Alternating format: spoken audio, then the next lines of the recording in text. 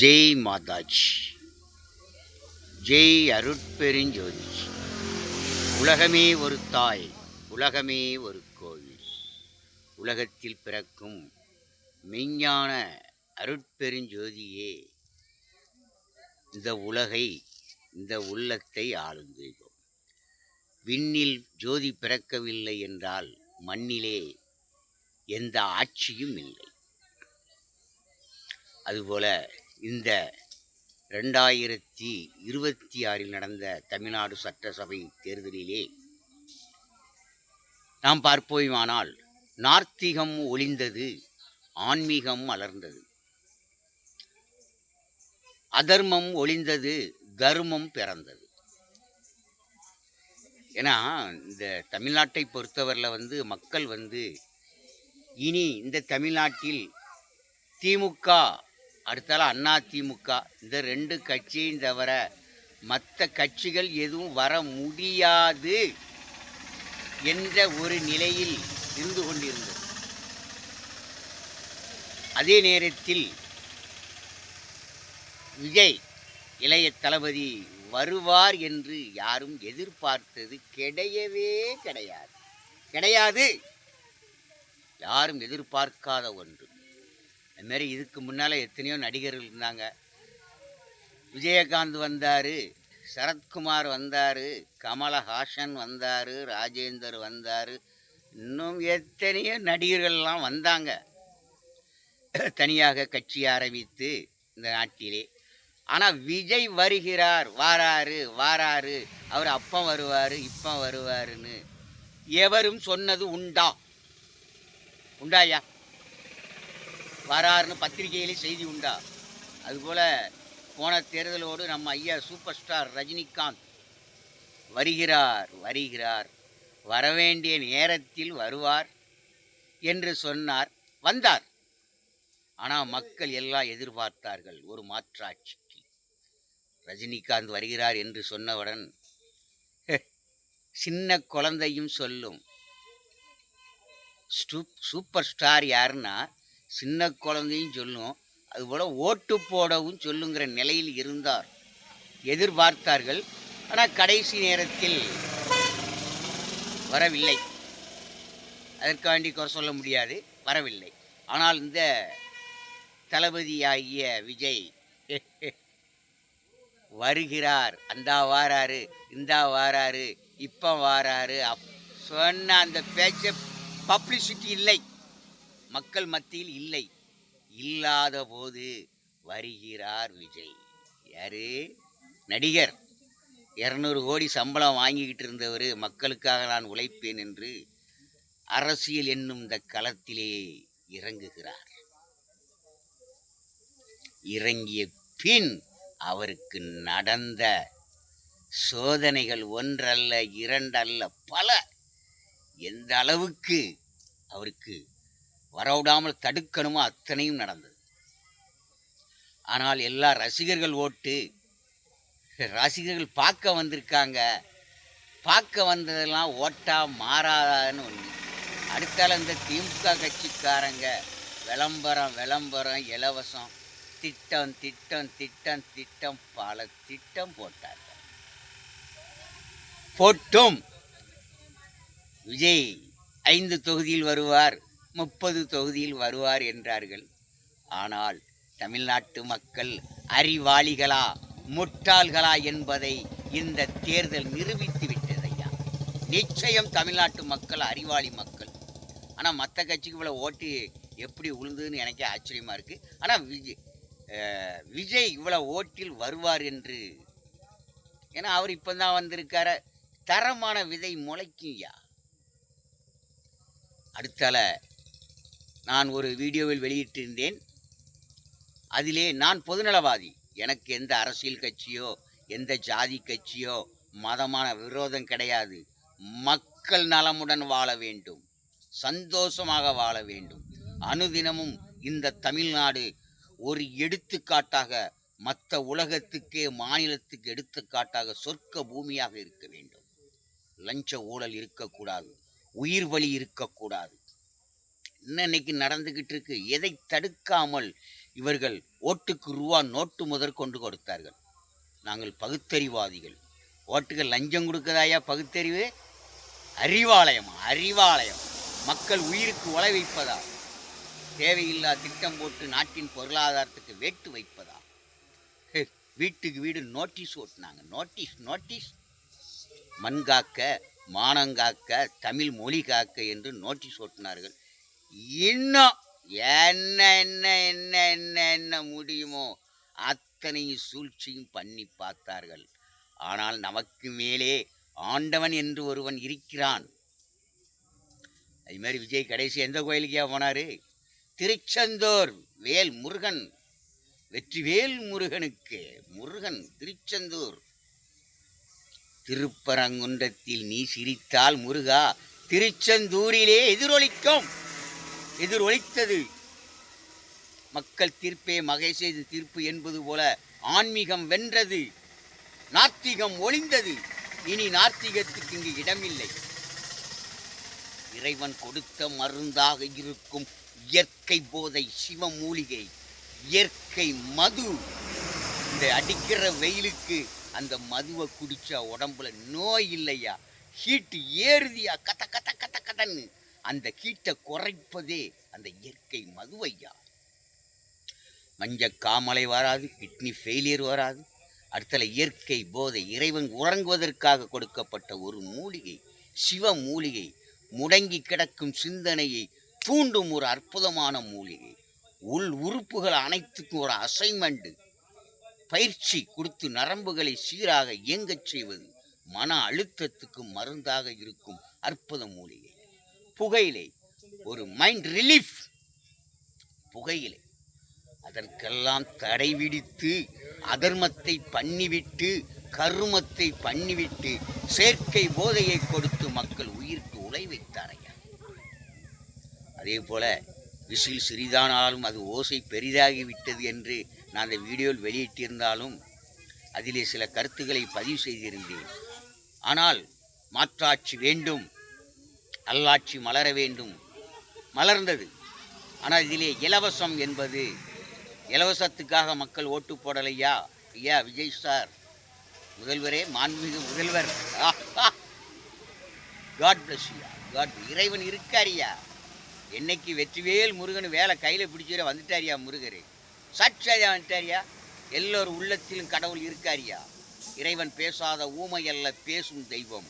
உம்மை களம் இறக்கி விட்டு இருப்பதே அந்த இறைவன் ஐயா. சாட்சாத் காட் ஐயா. அறிவீரா? உம்மால் அறிய முடியாது. என்னை போல் இருக்கும் இந்த சாது சந்நியாசி சித்தர்கள் அறிவார்கள். யாரால்? இறைவனால் களம் இறக்கப்பட்டிருக்கும் ஒருவர். அதுபோல மக்களுக்கு இந்த இலவச திட்டங்களிலே ஒரு மறு ஆய்வு பண்ண வேண்டும். மக்கள் எல்லாம் இதை கேட்கவில்லை. இந்த பஸ்ஸில் ஃபுல்லாக ஓசியில் கொடுக்கறத விட பஸ் சார்ஜ் குறைங்கள். எல்லோருக்கும் சமமான ஒரு பஸ் சார்ஜ் டிக்கெட்டை குறைங்கய்யா. நாட்டின் பொருளாதாரத்துக்கு வேட்டு வைக்காதீங்கய்யா. வேட்டு வச்சா நீரும் ஓடி போயிருவீர், நிலைக்க மாட்டேற. அதை மட்டும் புரிஞ்சுக்கணும். அடுத்தல கேஸ் சிலிண்டர் இன்னைக்கு 1000 ரூபா, 500 ரூபாய்க்கு கொடுமையா. 2500 ரூபா கொடுக்கலாம், தாராளமாக கொடுக்கலாம். 2500 ரூபா மாதம் கொடுக்கும்போது அந்த ஏழை எளிய மக்களுக்கு ஓரளவு அந்த செலவுகளை சீர் செய்யும். கொடுக்கலாம், தவறு இல்லை. இந்த மாதிரி பஸ்ஸில் ஃபுல் ஃப்ரீ தேவையில்லாதது குறைங்க. கேஸ் சிலிண்டர் விலையை குறைங்க. வறுமை ஒழியதுக்கு வழி இருக்குது. 1000 ரூபா கொடுத்து வாங்கினது 500 ரூபா. எல்லோரும் பயன்பெறும் விதத்தில் உங்கள் ஆட்சி இருக்க வேண்டும். நாட்டிலே கொலை, கொள்ளை, கடத்தல், கற்பழிப்பு, லஞ்சம், ஊழல், வறுமை, வரதட்சணை ஒழிக்கப்பட வேண்டும். இன்றைக்கு தாயினங்கள், அப்பா, குழந்தைகள் முதல் அறிவாளிகள் யா, அன்பு செல்வங்களால் இந்த ஆட்சி மலர்ந்திருக்குன்னு சொன்னால் அதற்கு மிகையாகாதியா. அதற்குள்ள தூண்டி விட்டாயா. விஜய் செழிக்காவிட்டா இந்த நாட்டிலே ஏகப்பட்ட குழந்தைகளுடைய கதையே வேற மாதிரி ஆயிரும் என்று சூனியத்தை பரப்பினான். அது கூட நான் எதிர்ப்பு தெரிவித்தேன். ஏன் ஐயா, நீங்களே தூண்டி விடுதீங்களா? நடக்காத ஒன்றுக்கு தூண்டி அப்படி நடக்கணும்னு தான் நடந்து போகுதியா. எது விதியா அது நடக்கும். இன்றைக்கு என்ன விஜய் வருவோர்னு நினைச்சோமா? வந்துவிட்டார். வரமாட்டார். இறைவன் நிச்சயித்தபடி இந்த உலகத்தில் எல்லாம் நடக்கும் ஐயா. அதிசயங்கள் நடக்கும். அரசு ஆட்சி ஆண்டவன் ஆட்சியாக இருக்க வேண்டும். அரசு பதவியிலே இருப்பவர்கள் சாமிகளாக இருக்க வேண்டும். இந்த மண்ணிலே ஜாதி மதம் பார்க்கக்கூடாது. எல்லோரையும் ஒரே கண்ணால், ஞானக்கண்ணால் பார்க்க வேண்டும். ஊனக்கண்ணால் பார்க்கக்கூடாது. எல்லா ஜாதி மதத்திலும் ஏழைகள் உண்டு. ஏழைகளை பாருங்கள். ஏழை எளிய மக்களுக்கு தேவையான வசதிகள் அனைத்தும் செய்து கொடுங்கள். வீடு கட்டி கொடுங்கள். வீதியில் வாழ மனிதன் பிறக்கவில்லை. மாதம் மாதம் உதவித்தொகை, முதியோர்களுக்கு உதவித்தொகை, இப்படி இலவசமாக செய்யணும். வீதிக்கு வந்தவர்கள் என்ன யாரியா? அவர்கள் மனிதர்கள் ஐயா. சாது சந்நியாசிகள் என்று இருக்கிறோம். இந்த திமுக ஆட்சியிலே சாது சந்நியாசிகளை எல்லாம் சிவ மூலிகை பயன்படுத்தியவர்கள் எல்லாம் கொண்டு போய் அவர்கள் ஜடையெல்லாம் மொட்டையடித்தார்கள் ஐயா. திராவிடர்கள் என்று சொல்லிக்கொண்டு அன்று ஐயர் பூசாரிகள் ஐயா, பிராமணர்கள் பூசாரிகள், அதெல்லாம் கேட்கும்போது மனம் வலிக்குது ஐயா. பூசாரிகள் அது அவங்களுக்கு ஒரு வேஷம். குடும்பி வைக்கிறது, பூநூல் போட, அதனால தவறு இல்லை. அவர்கள் குடும்பியையும் கட் பண்ணி அவர்கள் பூநூலையும் கட் பண்ணி அனுப்புனாங்களாம் பெரியாருக்கு. அவர் எண்ணுவாராம் எங்கெங்க. என்ன ஐயா மனசாட்சியா நடந்துக்கிட்டாங்க. ஒழிக்கப்பட வேண்டும். மூட நம்பிக்கை ஒழிக்க வேண்டும். எல்லோரும் ஞானம் உள்ள மக்களே. நான் கூட சொல்லியிருந்தேன், அறிவாளிகளா முட்டாள்களா என்று. அறிவாளிகளே, ஆனால் கொஞ்சம் முட்டாள்கள் இருக்காங்கன்னு. அந்தந்த கட்சிக்கு கொஞ்சம் அடிமையாக இருக்காங்க. அதுவும் மாறணும். அதுமாரி அடுத்து வர பதவியிலேயே அரசனாக, ராஜாவாக இந்த தமிழ்நாட்டில் பதவி ஏற்கப் போகும் என் அன்பு சகோதரர் இளைய தளபதி விஜய் ஐயா அவர்களே, மாண்புமிகு முதல்வர் அவர்களே, நீர்தான் ஐயானுவ. நீங்கள் இந்த இலவசத்தை மறுபரிசீலனை செய்ய வேண்டும். நாட்டின் பொருளாதாரத்துக்கு வேட்டு வைத்தால், நான் போட்டிருந்த வீடியோ கட் பண்ணேன். விசில் சிறிதாக இருந்தாலும் அதன் ஓசை பெரிதாக இருக்குன்னு சொல்லி சில கருத்துக்களை இதில் வெளியிட்டு இருந்தேன்.